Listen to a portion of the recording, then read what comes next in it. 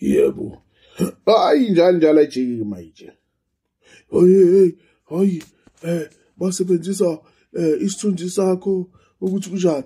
Hayi benze into bazomayenza njengami. Hayi. We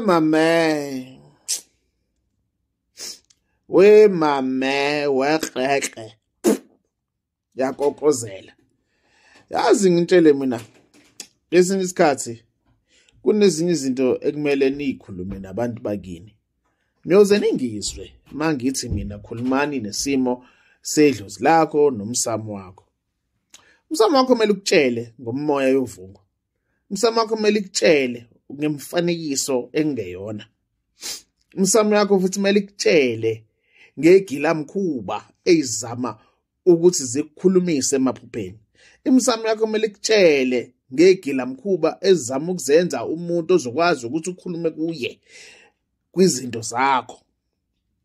Hey bafowethu, niyoze ningizwe.